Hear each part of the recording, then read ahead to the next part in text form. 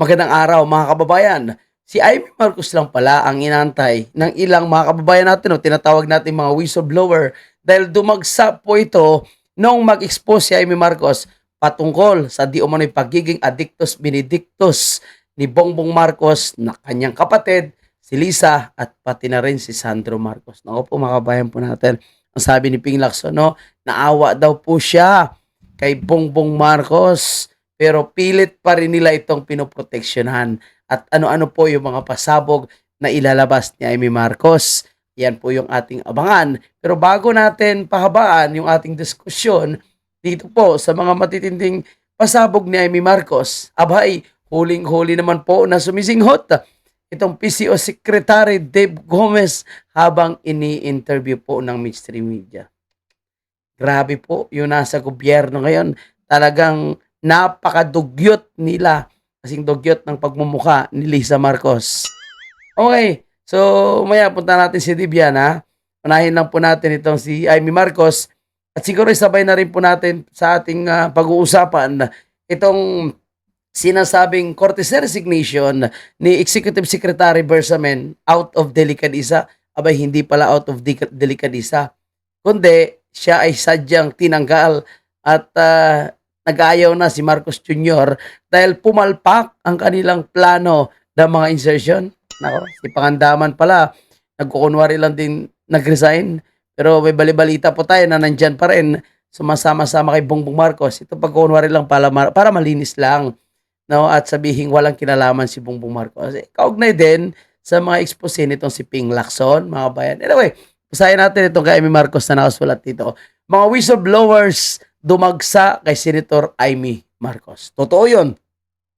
Dahil sa pinusga ni Amy Marcos, sabi niya nga dito, sa lahat po na nagpapadala ng impormasyon, larawan at iba pa tungkol sa usapin ng drugay na aking hinaharap, tinanggap at gustong solusyonan para sa aking pamilya at ating bayan. Ligtas po ang inyong pagkakilanlan at tatanawin ko itong malaking utang na loob sa mga nais pang magbahagi. Ingatan ko kayo. So marami na po mga kababayan ang nagpadala kay Amy Marcos ng mga ebidensya at balibalita ko at galing din po yan ha kay Miss Cathy Binag na kung ano po yung expose ni Amy Marcos, ayan din po yung nilalaman ng kanyang USB. So asahan po ba natin na ilalabas din po ang video na di umano'y sumisinghot itong mga addictus benedictus sa palasyo at umaga, tanghali, gabi nga po. Kaya alam mo, nakakabahala po ang ating kalagayan ngayon. Nakakatakot po yung mangyayari sa ating bansa. Kasi kung addict nga po, ayaw mong maging driver. Kung addict nga po, ayaw mong maging kasambahay. Kung addict lalo, ayaw mong maging security guard at lalong ayaw mo na mayroon kang addict na kasakasama sa bahay dahil hindi mo alam kung ano ang biglang maisip niya sa epekto po ng nakakalulong at ito nga pong nakakabaliw na pagiging addict sa droge, mga kababayan natin. Kaya kung ito po yung namumuno sa ating bansa, ano pa yung aasahan po natin? Sa bagay, nakita naman po natin na hindi nga po sila nakakapaghanda sa mga kalamidad na darating, pero pinaghahandaan pa kung may mga party-party, di ba? Duran-duran. So ngayon, Taylor's, ano naman ngayon, I think may mga concert-concert pa sila na pinupuntahan sa ibang bansa. Tapos meron na naman tayo ngayon, yung Blackpink daw, handa na din daw po ang palasyo para sa pagdating. Christmas party daw po yan. Anyway, no, ano kaya mga hawak ni Amy Marcos na mga ebidensya? So, ibig sabihin, kung may mga hawak na ebidensya si Amy Marcos, bakit pa? No, marami pa rin yung nakikipaglaban para kay Bongbong Marcos. At obvious na talagang sila po ay bayaran. Nakita natin yung mga reaksyon ng mainstream media. Ang nakikita ko, dalawa lang.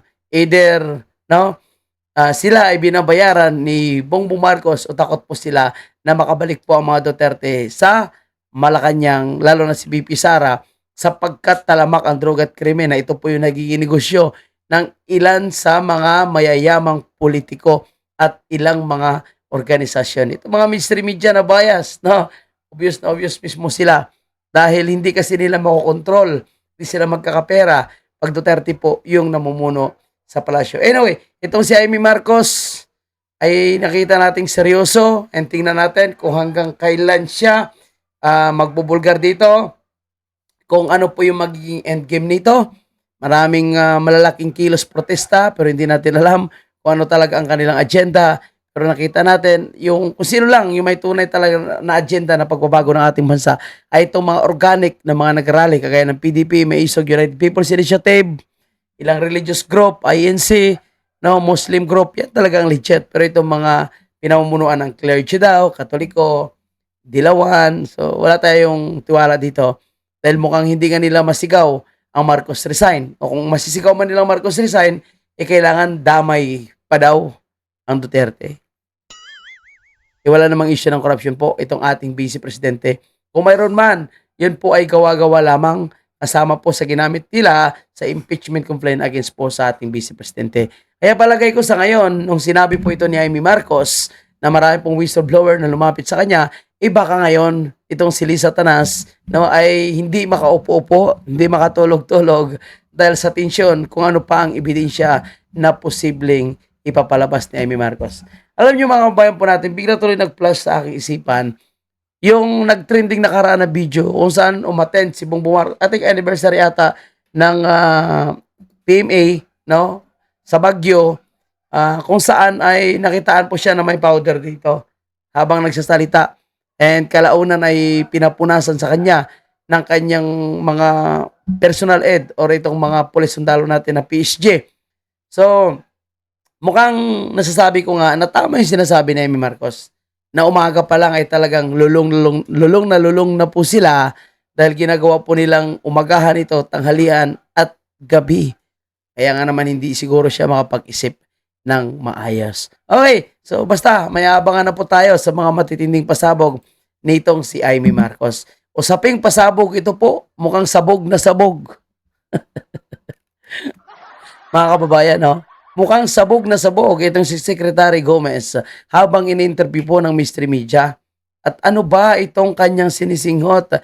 Bakit hindi niya ito kayang pigilan, mga kababayan? At kahit ini-interview siya, ay gusto niya pong singhutin? Nako, adik na ba talaga ang namumuno sa ating bansa? Mula sa presidente hanggang sa pinakababa? Ang kakapal ng pagmumukha niyo. Panoorin natin to kung paano po siya nahuli, mga kababayan. Ang kapatid po ng Pangulo mismo nagsalita. Ulitin natin ha. Ulitin natin nung tinanong siya, mga kababayan. Ang kapatid po ng Pangulo mismo nagsalita. Ayan o. Singhot. Hoy, Dave Gomez. Ang ina mo, no? Akas mo makasinghot ay hindi ka man lang nahiya. Diyan ka pa sa opisina mismo. No? Naka-live broadcast ka sa television. Sumisinghot ka. Ano ang sinisinghot mo? Gamot ba talaga yan sa hika? Kasi sabi ng iba, gamot sa hika yan. Gamot sa hika o nakakahika? Oh no! Tara-tsan-tsa! Huli-huli! Sa publiko. Nagkausap na po ba yung Pangulo at meron ba siyang balak na kausapin yung Parang napulunan po mga kababayan po natin. Napapaisip niyo, putang ina, yari lang naman ako dito. Hindi pa nga uminit ang puwet ko sa PCO. Ay tanggal na naman ako nito. kanyang kapatid patungkol dito? Pero ang Pangulo... Hindi makasagot po, no? Boy singhot ngayon yung mga nasa palasyo. Grabe po. Baka sabihin na naman ni Claire Castro ay EI lang po yan. Ay gawa-gawa lang po yan. Naku po, trending na ito. At dahil ito po ay kumakalat na ngayon, hindi na nila kayang pigilan ito. Sapagkat ang sinasabi nilang fake news kayo, gumagawa kayo ng paninira, ito ang problema sa kanila. Pero sinasabi nilang gumagawa kayo ng paninira, sila mismo ang sumisira ng kanilang sarili sapagkat tuluyan po silang na-expose. So, Dave Gomez ng PCO, baka pwede naman yan. Ano ba yung sinisinghot mo na naman? Mantakin mo mga kababayan natin habang ini-interview. Ang ina hindi man lang nirespeto ang nag-interview sa kanya at ang midstream media nagsisinghot. Sa loob pa yan ng opisina ng PCO, naka-uniform pa ng PCO ha, mga kababayan natin. Okay, punta natin si Dami niya pong issue na dapat Punta natin itong si Claire Castro, mga kabayan po natin. Dahil hindi nila kayang lusutan o hirap na hirap po sila magpaliwanag ngayon tungkol sa sitwasyon nitong si Bongbong Marcos. Siyempre, sinong sisisihin? O Duterte po sisihin natin. niyang harapin bago siya tumingin sa iba. So, wag magmalinis ang hindi malinis at wag magpakabayani ang hindi bayani. Kaya mo, huwag kang magpakalinis dahil hindi ka malinis, maduming babae ka. At lalong huwag kang magpakabayani, Claire Castro, dahil hindi matatawag na bayani ang nagpoprotekta sa isang adik. Ang tawag dyan, hindi bayani, kundi adik ka din. Huwag magpakabayani dahil hindi ka bayani. Claire Castro, ikaw ay isang bayaran na nagbablog at naging tagapagsalita ng Palasyo de Polvoron. Hindi para magpakalat ng magagandang asal at magagandang balita, kundi maging propagandista anti-Duterte itong si Claire Castro. Huwag ka na magpakabayani dahil hindi bayani ang tawag sa nagpoprotekta sa adik. Tuloy tayo. Yes, we Filipinos deserve better. Wow. A quick follow-up lang po. Is it the right time to for PBBM to do a hair follicle test? Yun, magandang tanong, Mr. Media. Post po si Senator Amy Marcos, sabi niya kakasa siya doon sa DNA test, basta kakasa din sa hair follicle test ng si PBBM. Same station. Yes, na 25. Yes. So, pag ni 25 mga kababayan po natin, bakit kaya takot na takot itong si Claire Castro sa mga tanong patungkol dito sa hair follicle na ito? Bakit takot sila magpa-hair follicle? Ano pong masama, diba? Kung malinis naman, bakit hindi pa magpa-hair follicle? Bakit pa tinatago? So, talagang may tinatago. So, talagang adik. Confirm ang sinasabi ni Amy Marcos na talagang adik. Bakit tayo magpa-hair follicle? O, si Sandro, si Lisa, si Bongbong. Diba? Imagine mo First family po, mga adik. Wow. Only in the Philippines. Tandaan natin, sinasabi niyang kaalyado na si Trump. Ba? Galit yan sa droga. Tingnan natin kung ano yung magiging reaction po ng international media natin. Dahil ang balitang ito ay hindi lang po ngayon nangyayari yan sa Pilipinas. Kung paano sinasabi nilang adik itong si Bongbong Marcos, paano itong sinasabi ni Amy Marcos. Hindi lang po yan sa Pilipinas pinabalita. Buong mundo na ang corruption at pagiging adik di umano ni Bongbong Marcos. Ulitin natin. Ulit-ulitin natin. Ulitin mo, Hindi girl. po tayo magpapadala kung ano ang sinasabi ng mga maiingay. Di daw po sila magpapadala kasi natatakot po. Sinong maingay? Di ba kayo nag-iingay? Yung tao po ay gumagawa lang ng paraan para maibalik ang para sa tao. Yung mga ninakaw, tapos sabihin mo nag-iingay. Si Claire Castro, no? Anong klaseng tao ito? Palagay ko pag lumabas ito siguro, punta man lang ng palengke. Kuyog siguro ang abuti nito ba? Dahil sa dami ng galit sa kanya, dahil sa kanyang pagiging sinungaling. Matagal na po itong naresolba. Nako! Ulit-ulitin ko, paulit-ulit. Ulitin mo. Ang Pangulo po ay malinis at ang Pangulo po ay hindi magpapadala sa anumang pag-uudyok. Pag-uudyok ng mga destabilizers, pag-uudyok ng mga obstructionists.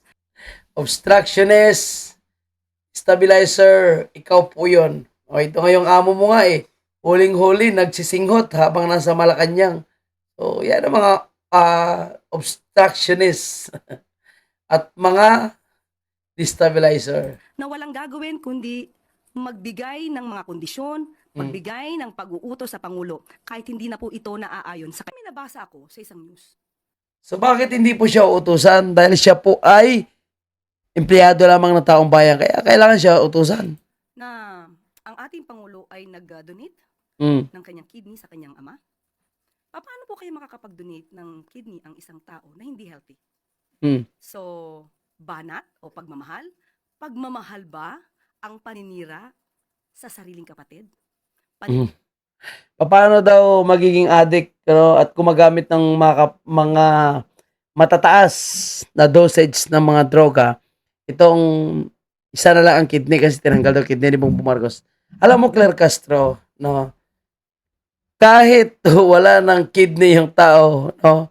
Kung adik ay adik talaga. Kung hindi niya kayang disiplinahin at itigil ang kanyang sarili, adik talaga yan. Hindi yung basihan kung may kidney ka o wala. Di ba?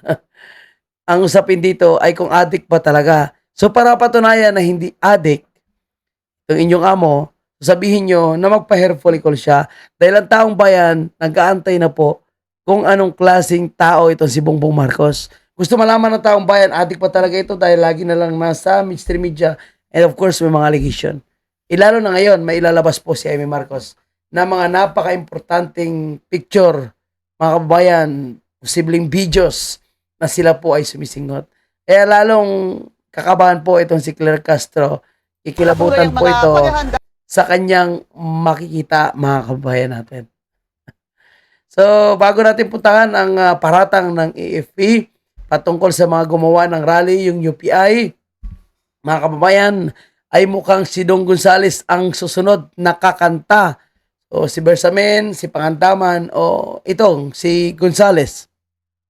Hindi natin alam kung sino po sa mga napangalanan na lumabas na ng mga tinuturo nilang suspect ang kakanta dito. Kasi ako naniniwala, hindi magkakaroon ng budget kahit ang congressman kung hindi aprobado ng presidente. Diba? Kung hindi aprobado ni Bongbong Marcos. At syempre, lahat yan ay pinapaalam kay Bongbong Marcos para maging maayos yung pag-release ng pondo. 1.6 billion contractors deal. Ang laki ng kinita rin pala ni Dong Gonzales. Kumakabayan pa natin. Napakaraming pera ng ating bansa na pupunta lang sa mga magnanakaw. O ito pa, no? Nagrally po yung Protect Addict. So ilan lang po sila, mga 50 lang ata sila, makabayan po natin, no? At yan po ay bayad. Tagli 5,000 daw. Ang lakas ng bayad nila, no? Tagli 5,000 daw. Magsigaw lang sila na Protect PBBM. Sa usapin ng mga kilos protesta, mga kababayan po natin, kung pilit pa rin na pinoprotektahan nitong mga alipores ni Bongbong Marcos at kailangan nilang bumayad para gumawa lang ng mga rally po na kunwari ay sila ay pumuprotesta para magsuporta kay Bongbong Marcos. Abay, may mga grupo din naman, mga kababayan po natin, na di umano'y gagawa ng rally, malawakang rally po. Ngunit, tanggalin muna natin ito. Ngunit mga kababayan, ay ayaw naman nila na mag-resign si Bongbong Marcos. Kasi itong mga dilawan na ito, takot na makabalik ang mga Duterte sa palasyo dahil hindi na naman uobra yung kanilang pagiging sindikato at syempre, itong mga simbahan na ito, itong mga dilawan na ito, ilumalabas kasi na nagiging kaalyansa na rin po nila itong mga kaliwa. Tingnan nyo sa mga rallies nila, magkakasama po sila. So kung may tunay na obstructionist destabilizer, ito yung mga ito. Dahil hindi nga nila maangat ang flag ng Pilipinas. Ang dala-dala nila yung mga flag nitong mga grupong makakaliwa. Kaya mga kababayan, no, kung magrarally po sila para labanan ng korupsyon, paano po lalabanan ng korupsyon kung mismo ang namumuno sa investigation against corruption ay siyang sinasabing adik at magnanakaw ng kanyang mismong kapatid at walang iba kundi itong si Amy Marcos. So paano mo mariresolve ba ang issue ng corruption kung ang namumuno ay wala sa katinuan? Kung ang nag-iimbestiga na ahensya ay siya rin ang may control, DOJ, PNP, DILG, and of course itong ICI na ito. So paano po mapapasagot? Paano po mapapanagot diba? Itong mga magnanakaw na ito. Diba? So sige, puntahan natin. Ano nga ba yung agenda nitong mga hayop na ito, mga kabayan natin? O sige panoorin natin habang ako naman ay nagkakape. Tuloy ang mga paghahanda sa paparating na malawakang rally sa November 30. Hangad ng ilang religious organization na tuldukan na ang korupsyon. Ang detalye... Ipasa na ang Anti-Political Dynasty Law. Ito ang isa sa mga panawagan ng mga miyembro ng Clergy for Good Governance sa isang press conference sa EDSA Shrine kanina. Dapat siya rin managot. Ito ang isa sa mga panawagan ng mga miyembro ng Clergy for Good Governance sa isang press conference sa EDSA Shrine kanina. Para sa kanila, kapag nawala ang political dynasty, matatapos din ang korupsyon. We are not here to fight any person. We are here because we love this country. We love this country. Bakit pilit nyo pinoprotektahan yung mga adik? Bakit galit na galit kayo sa war on drugs na ginawa ni President Duterte? Bakit galit na galit kayo kay Vice President Sara? Bakit kayo mismo na nasa simbahan ay nag-aakusa sa kay Vice President Sara sa issue ng corruption? Inapatunayan na nga po eh. Di ba? Lumabas na ang totoo na siya po ay walang involvement sa anumang corruption. Tapos kayo na simbahan, kayo mga pare, pilit pa rin ninyo na dinidiin. At kayo pa mismo, yung mga pare, yung nagtutulak na ma-impeach si VP Sara, kahit walang anumang issue. So, anong tawag sa inyo? Di ba clergy? Pa kayo sabihin nyo na kayo ang grupong pare, no, na sinaniba ni Father Damaso, yung pare na Katoliko na para lang sa pera. So, alam niyo yung mga nagsisimba sa mga ganitong klaseng pare, no? Hindi ko lahat ng Katoliko kasi Katoliko din naman ako eh. So, may mga pare na mga matitino po. Pero yung mga ganitong klaseng mga tao, yung mga nagsasalita, nangunguna po sa pagpapa-impeach kay Vice President Sara. At ayaw naman makiisa sa panawagan, no, na manawagan ng paresignin nitong si Bongbong Marcos sapagkat wala namang ginagawa. Binabaon na nga po tayo sa corruption. Anong tawag sa kanila? Diba? Wala silang panawagan na Marcos resign. Pero gusto nila matapos ang korupsyon. Ulitin natin, paano matatapos ang korupsyon kung siya mismo ang sinasabing mastermind sa pagnanakaw sa bilyong-bilyong pera na nawawala sa kaban ng bayan? Pinsan niya, kaalyado niya. So, parang magkalaglagan na. Si Bersamin, nilaglag na. Si Pangandaman, nilaglag na. Mukhang si Angara ay ang susunod na naman, mga kabayan natin. At ang mga senador, ang kanyang dinidiin. Diba? Bendalo.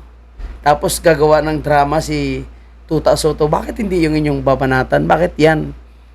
Puro corruption kayo. Nag-iimbestiga, corrupt din naman. Paano papanagot? At ang mga matitino, pilit nilang inaakusahan para lang madamay sa kanilang pagnanakaw. Kaya minsan masasabi ko na itong mga nasa dilawan na ito, itong mga pari na ito, at si Claire Castro, parang may sabuatan kung paano nila atakihin ang mga Duterte at pagkukunwari na sila ay lumalaban sa korupsyon. We are here because the gospel compels us to speak when silence would mean consent. Sinamahan sila ng ilang civil society group, kabilang ang Tindig Pilipinas, Siklab, Kalipunan, Youth Against Kurakot, Akbayan Party List at ML Party List. Akbayan, ML, Tindig. Alam mo ng kulay ng mga yan. Dilaw. Di ba? Sino yung mga kalyanse nila? Mga kaliwa. So, ano nga asahan natin sa kanila? Mga kabayan po natin. Mga talunan dito eh.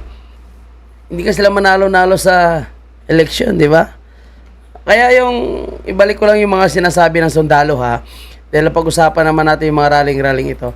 Kasi mga sundalo, mga kabayan po natin, o yung hanay ng mga nasa Armed Forces of the Philippines, pilit nila inaakusahan itong rally po sa EDSA ng United People's Initiative. Nagkakaisa mga grupo, simbahan, organisasyon. Pilit nila inaakusahan na ito daw po ay pinupunduhan daw po ng ibang foreign countries or foreign funded daw po itong rallying ito. Alam nyo, yun po ay nagtutulungan na iba't ibang grupo at organisasyon. Sinasabi nilang pinagplanuhan, pinonduhan, normal po ito. Kasi hindi mangyari ang isang event kung walang pundo at walang plano. Diba? Kung usaping foreign funded, dapat tingnan nila ito, yung mga dilawan na sinasabing pinupunduhan ng NED, yung mga dilawan na sinasabing pinupunduhan ng CIA, ito mga kaliwa. Ayan, walang tigil sa rally yan. Kahit sino ang presidente, di ba? Ang panahon ni President Duterte, panay-rally rin yan sila. Yun yung mga wala talagang paninindigan. Dahil ang gusto nila, sirain ang gobyerno. Itong UPI, itong Maisog, itong Reforma, PDP, ang gusto lang ay mapanagot ang mga magnanakaw at mag-resign si Marcos Jr. sapagkat siya ang tinuturong mastermind. Hindi lang yan. Siya ay sinasabing addict ng kanyang kapatid na si Amy Marcos. Yun ang kanilang imbestigahan yung ibang grupo. Yung trillion march na yan. Yan ang dapat imbestigahan kung sino yung pupundo sa kanila. Bakit hindi nila iniimbestigahan yan? Dahil sila ba ay kasabwat? Tanong lang po natin. Kaya sa mga kasundaluhan natin, sa Armed Forces of the Philippines natin, sa Philippine National Police natin, asa na po yung kampanya nyo kontra sa droga? Bakit hindi nyo ngayon imbestigahan itong si Bongbong Marcos pagkatapos ng matinding pasabog ng kanyang kapatid? At marami pang ebidensya na ilalabas si Amy Marcos. So bakit hindi sila makipag-coordinate kay Amy Marcos para alamin ang katotohanan? Dahil kung totoong bangag talaga, wala, hindi nagpa-hair follicle Baka totoo nga naman talaga na bangag itong si Bongbong Marcos, kailangan niya na po mag-step down. Mahirap ipagkatiwala sa isang adik ang pagdedesisyon, no? Sa national security po natin, sa ekonomiya natin, at magiging kalagayan ng sambayan ng Pilipino, preparation sa mga bagyo't kalamidad, at kung paano tutulungan, kung wala sa tamang pag-aayos ng taong ito. Sino magdedesisyon? Hindi rin pwede yung kanyang asawa dahil sinasabi rin bangag. Diba? Yung mga assistant niya o pinagtatanggal niya na po. Tapos ang pumalit, ay nako, mga babayan natin. Anyway, patuloy natin itong dapat imbestigahan. Ito sigurado foreign funded ito. Nagtipon din sila Wakasan. para i-kick off ang gaganapin nilang selebrasyon ng 100th anniversary ng Christ the Servant King sa November 23 sa EDSA Shrine. At isasabay dito ang isang kilos protesta. As we prepare for 100 years of Christ, the Servant King, on November 23rd, 2025, Cardinal Ambo David reminds us, si Kristo ang hari na naglilingkod, a king who serves, who uses power to heal and rebuild, not harm or abuse. Kailangan nating maging isang bayan na nagbabago, transformed by integrity and courage. Our call to us or to all who participated in corruption, ang tunay na pagsisisi ay may kasamang pagbabalik ng ninakaw. Return what you stole. Face the consequences. There is no healing without justice. Pangungunahan ni CBCP President Cardinal Ambo David ang protest program. Panawagan ng mga grupo sa Pangulo at Kongreso na ipasa na ang mga reforma ngayon. Iban ang political dynasties. Yun, ang akbayan na yan. Ano yan, Gabriela ba yan? Gabriela yung babae na yan. Diba? So, anong maasahan natin sa mga yan? Maka-anti-Duterte yan Ang gusto nila maging presidente si Risa. Ang gusto nila maging presidente si Dilima. Sinusuka na nga po ng taong bayan yung mga dilawan na yan At nakita na po natin nung eleksyon. Sino ba nanguna? Nakita natin kung sino yung gusto ng taong bayan. Yung Tatak Duterte, Bongo, Bato. Diba? Kung hindi pa nga nila dinaya, yung ilang mga Duterte candidates, lahat po nanalo yan. Kung matino lang nakaupong Comelec, kung hindi mukhang pera, kaso mukhang pera wala talaga tayong maasahan. Kaya tayo na lang po magkaisa na mga Pilipino para labanan po yung corruption. Wakasan natin ito.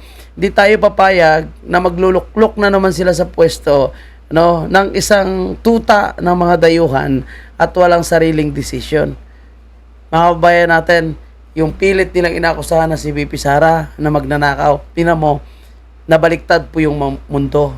Dahil di naman totoo yung kanilang allegation na nagnakaw daw po si Vice President Sara. Yun po ay mga fake allegation. At tingnan mo, God is good kasi hindi po sila nagtagumpay.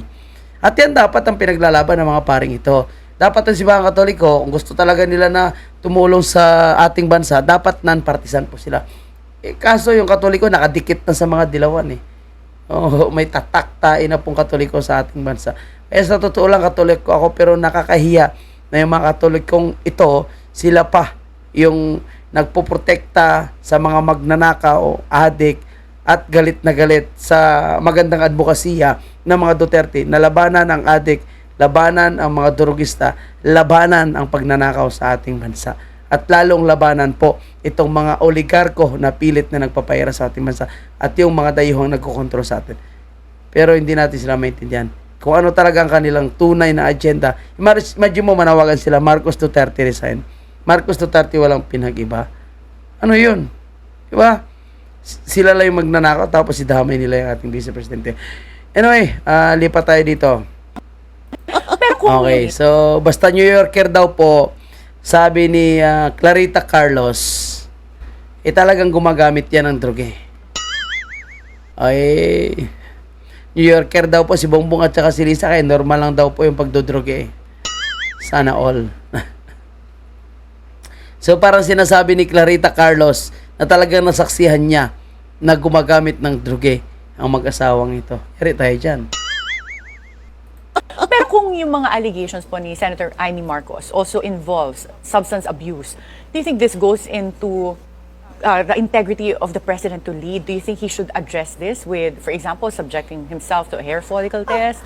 Tama. It's been ongoing since before the election. Do you remember? Yes, yeah.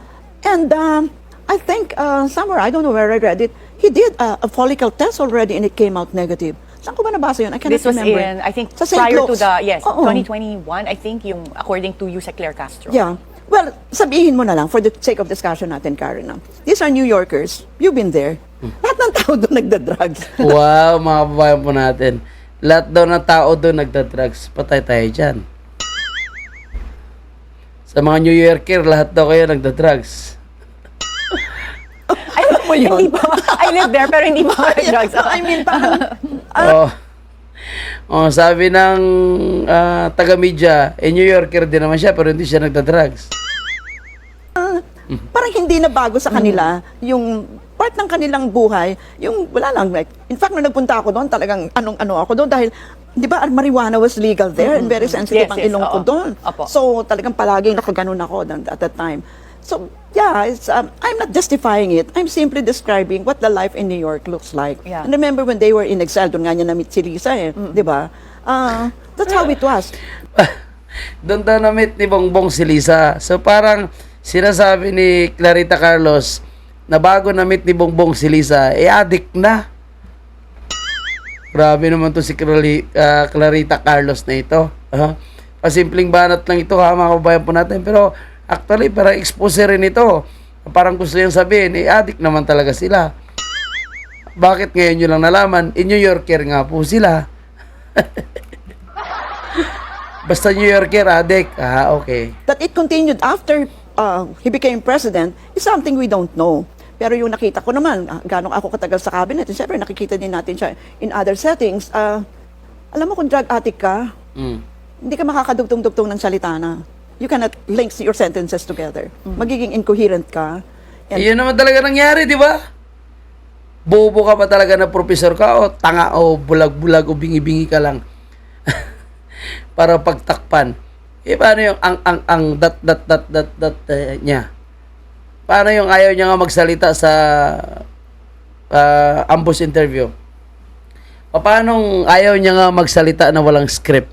Kailangan scripted lahat ang kanyang sabihin. Diyan ka magtaka. Kasi hindi nga gagana yung kanyang isip. Kailangan kung ano yung nasa script, yun na yung babasahin niya. Imagine mo, sinabi niya na may 5,500 flood control tayo o wala naman pala. Diba? Sinasabi niya na panagutin, mahiya naman kayo ang mga magnanakaw o siya pala involved sa billion-billion na instead of 100 billion. Imagine niyo po, ilang eskwelahan po yan, ilang ospital yan, ilang bata yung matutulungan yan, yung mga malnourished, ilang mga nasa probinsya na tumatawid sa ilog, ang mapapagawa ng tulay, yung mga sira-sirang kalsada, yung mga farm to market road na hindi napapagawa. Billion-billion yung pondo na ninanakaw nila. And dinideliver sa Aguada Street sa Malacanang. So, ang dami nilang pera, Martin Romualdez. So, talaga ang dami nilang pera.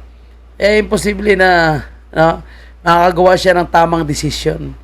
Itong si Bongbong Marcos. Kung tamang desisyon na kanilang ginagawa, makonsensya po sila. Kung sila ay nasa tamang kaisipan, makonsensya po sila sa mga malaking ninanakaw nila. Samantala yung ordinaryong Pilipino, nagbabad sa init, ulan, traffic, tinitiis para lang kumita. Then, yung kinikita na barya-barya, babawasan pa ng tax dahil kailangan natin magbayad ng tax para may gagamitin ng gobyerno. Kasi kung walang nagbabayad ng tax, walang magagamit ang ating gobyerno. Walang serbisyo na maibibigay sa taong bayan. Pero sila, nang ginagawa nila, puro pagnanakaw. Nakakahiya. Si Clarita Carlos, okay na, no? Sinabi niya nga na talagang New Yorker po yung mag-asawang ito. And bilang New Yorker, normal lang po na gumagamit ng droge. Sa kanya na po galing yan, mga bayan po natin. Ay, ditong mga trolls ngayon ni Bongbong Marcos, mga bayaran, itong si Jared niya na ito, gumawa ng edited picture. Ayan, inedit na yung lahat para lang makagawa ng kwento, no? Ang kapal ng pagmumukha ng mga to. Pero anyway, kilala naman ng lahat kung paano po sila mag-edit, gumagawa-gawa ng kwento lang, no? Edit nila yung mga naunang pinalabas para ibato lang sa mga Duterte, mga kababayan po natin. Ay nako, kawawa po yung mga bayarang ito. At bago tayo magtapos, mga kababayan po natin, ito ha, basahin ko lang ulit. Yung sinasabi ni Amy Marcos, mensahe para sa matatapang. Talagang matapang ka talaga, Amy Marcos, no? Pinatunayan niya na may Marcos pa na handang manindigan. Okay, sabi niya, sa lahat po na nagpapadala ng impormasyon, larawan at iba pa tungkol sa usapin ng droga ng aking hinaharap, tinanggap at gustong solusyonan para sa aking pamilya at ating bayan. Ligtas po ang inyong pagkakilanlan at tatanawin ko itong malaking utang na loob. Sa mga nais pang magbahagi, ingatan ko kayo. So patunay na marami na pong ebidensya na nakuha si Amy Marcos. Picture, video, no? Marami na. USB. So, kaya abangan natin sa mga susunod na araw. Baka sa Senado, i-expose niya Amy Marcos yung mga litrato, picture na ito. At ngayon, gusto nilang sabihin na si Amy Marcos daw ay hindi kapatid ni Bongbong Marcos. Ayan, challenge DNA versus hair follicle. So, abangan natin yan, mga kabayan po natin, na mga expose ni Amy Marcos. No? So, hanggang dito na lang muna yung ating maikling video ito. Maraming salamat. At kung umabot kayo dito, paki-like naman, mga kababayan natin. And of course, mag-subscribe naman kayo para lagi kayong updated sa mga live stream po natin. At abangan nyo po yung mga matitindi pang rallies na mangyayari kontra corruption. At walang patumpik-tumpik. Talagang Marcos resign ang panawagan ng grupong ito. Unlike sa iba, no? Nagpapakipot pa. Ayaw nila ng Marcos resign. Gusto nila Marcos Duterte resign kasi idamay nila si BP Sara sa pagnanakaw na ginawa ng mga nasa administrasyon. Si BP Sara wala namang kinalaman. Talagang mga buwang mga ito. Anyway, God bless po sa atin lahat, mga kababayan natin.